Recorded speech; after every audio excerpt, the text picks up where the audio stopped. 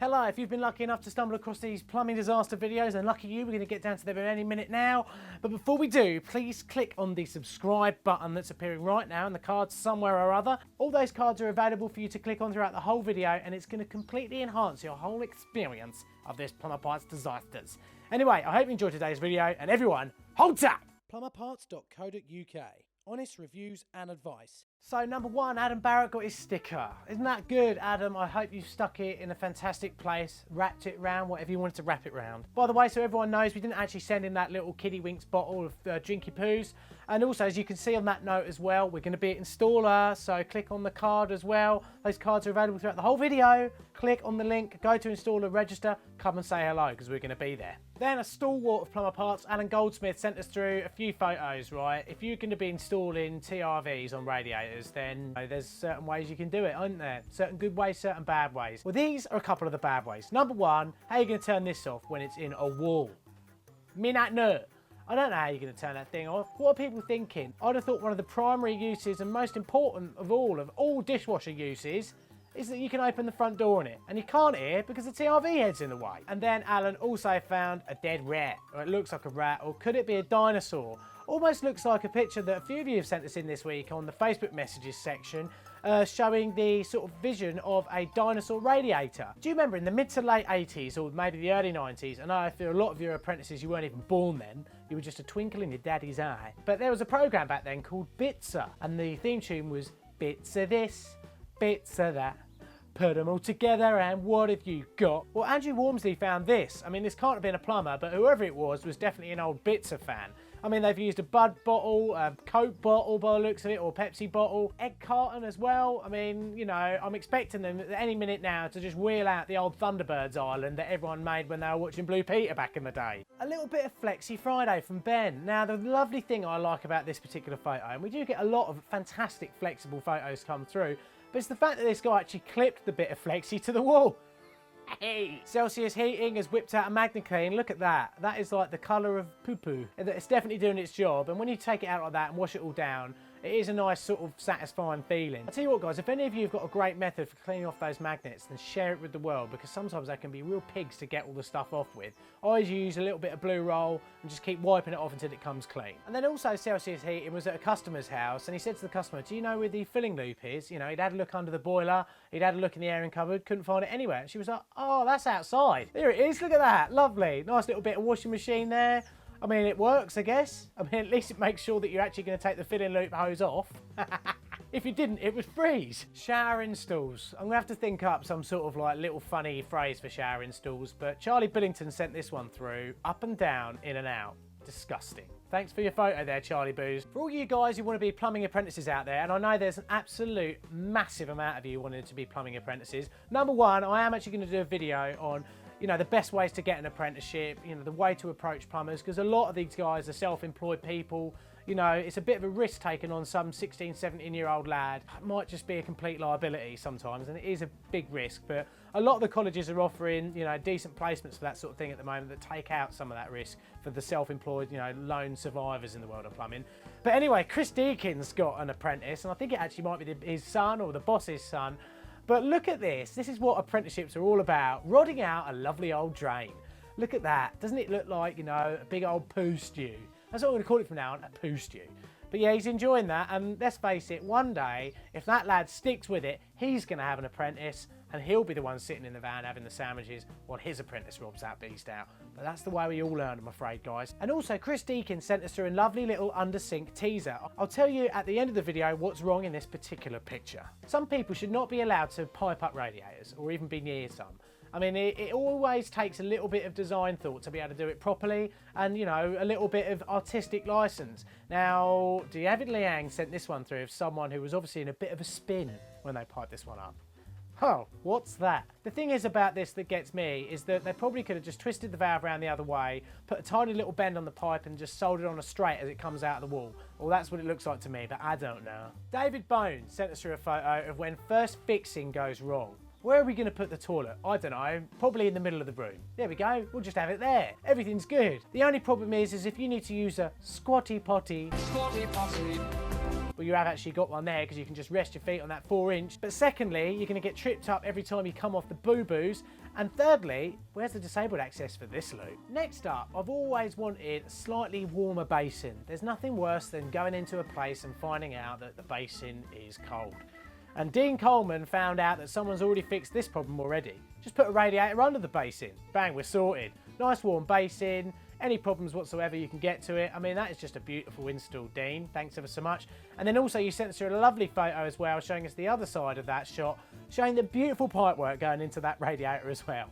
All round, an absolutely atrocious install. Which brings me over to my next rude boy radiator, as that's what I'm going to call it from now on actually. A rude boy radiator. So if you've got any photos of radiators that are being rude, badass or anything like that, then we're going to tag it with a rude boy radiator in there. Just like Flexi Friday, but rude boy radiator. Anyway, Fluid Plumbing Solutions on Twitter sent this one over to us. The radiator is a bit wired. It likes the program known as The Wire.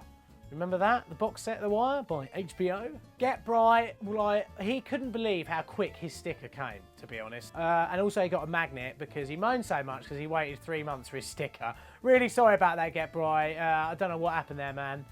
Big G has already chastised me for that. He scratched me. In fact, Big G's been a bit grumpy of late. He started biting the missus, then he started biting me. I wasn't even allowed to go near his gut for belly scrubs. I changed his food, right? That's what happened. I actually changed his food back to what it was. Suddenly, big happy G again. Unlike this mouse, who J_Cole found in the loft. He a dead mouse. Obviously, just got fed up. I mean, the loft is obviously a warm place, and in the summertime, they can get pretty hot. Mouse get up there, mouse get hot, mouse get dead. As well, what is it as well with baths being held up by expanding foam? Thanks ever so much for that photo, James Facer. I understand as well, there's some installations that we all do as plumbers, and you're thinking, God, I hope the customer doesn't tinker with any of the system or move this, or, I mean, sometimes I've installed timers, set it on to come on at like 6 in the morning, the heating, and go off at 8, half 8, or whatever, that sort of thing. You go back like a couple of years later, and it's set to come on at 6 minutes past 6, and then go off at 7:52. Like, what are you doing? Why are you playing with it? But anyway, Joe Williams has found a plumber's got around this problem when it comes to the room thermostat. Just put it in a completely inaccessible place, like the top of the stairwell. So yeah, you need to get a pair of steps out there just to turn it up and down. Actually, it probably does work pretty well, to be honest. Either that, or it was obviously what it is a bloody awful install that no one cares about, and they've just left it in this terrible condition. So Josh Hibbert sent us through this photo. It started so well at the top, lovely straight pipes, and then we pan down and then bleh, look at that, just poo everywhere. A first fix tragedy. Lee Franklin sent us through a photo. Obviously the Hatton Garden blokes are really, really famous for their drilling through walls and all that. And, you know, one of them was a plumber as well. I think you might have found one of the gas meters that one of the Hatton Garden lot actually installed. Look at this. Straight in the middle of a wall. They've obviously used their core bits there yet again and then squared off the holes to do that. And to be honest, I'm thinking about it. That is some gutsy stuff there, getting into that bank, using your core bits to get through. And when you've seen the pictures, no doubt so many plumbers have looked at it and thought, blimey, that is a core bit. I've got one of them. Maybe I'll go and rob a diamond store. So yeah, here's my next little wee outdoor project. Haha, Big G, hold tight. So yeah, what I've got here is obviously an old upturned cement mixer drum. And what I'm gonna do, I've got an Osmo drain cover. I'm gonna cut that drum back and clean it all off. Pop the drain cover on there as well and then weld that round. I've got a big stovepipe on it to weld round as well. Then I'm gonna cut a couple of holes in there as well so you can get in there and put some wood on it. Then this ring here, I'm gonna put a few feet on that and then that can sit up on the ring. And then, brilliantly of all, I'm gonna build a table round it too. So this will be sort of the level of the table with the stovepipe sticking up, and you can all sit around it of an evening, have dinner and stay warm. Burn your leg hair off, especially if you're like my wife. Oh, she's gonna kill me for that, dear. So anyway, there are times on site, we all know what the old portaloo is, especially in the summertime. Whatever you do, don't go to the toilet on site, go down to the cafe, especially if you're an apprentice. I've been on many sites as well where, you know, someone's been in the loo and basically we've all gone and pushed it over. Oh, it's horrible, it really is. The amount of tricks that people come up with and all that, and there's loads that you see as well online. Anyway, Richard Miller has got round this problem, or he's seen a site that has. They don't have any problems with smell heating their site toilet because look at where it is, outside. The only problem obviously there is a bit of a privacy issue, and also where are you going to hang your bog roll? And then Richard also sent us through a photo of Gloucester hit flood area at the moment. Obviously flooding is a terrible thing to happen to any home or business, and I completely empathise with anyone who's going through that sort of problem. But anyway, it's not made any easier when you've got signs like this about. Kind of ironic, kind of irritating. Good old Jason Rugg, he sent us through a video. He's got one of them lovely Makita STSs with a twin battery on the back, the old 36 volt one. Mate, I absolutely bum them, they're really nice. And they also do really good circular saw like that as well.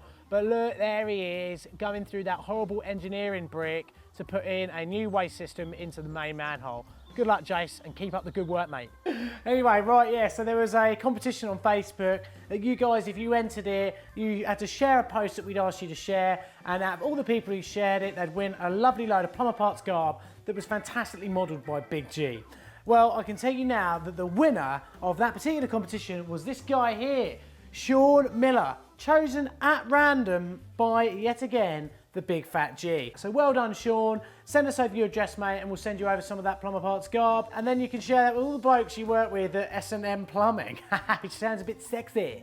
We've got another competition coming up as well with a few of the major plumbing brands, so you'll be able to win plumber parts garb, but also some plumbing stuff. So we're going to try and do a lot more competitions for you.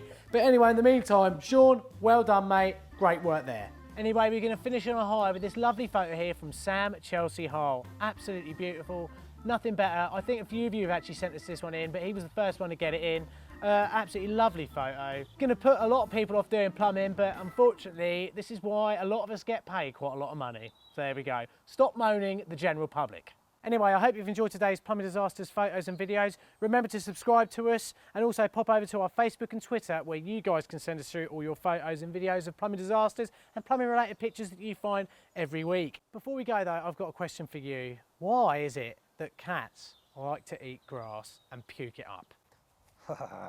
Belly scrubs, belly scrubs. Plumberparts.co.uk. Honest reviews and advice. So then, what was wrong in that picture? Well, it's quite obvious. The pressure relief valve was piped the wrong way round. So it was dumping back into the system, which is an impossible thing for it to do. Nah.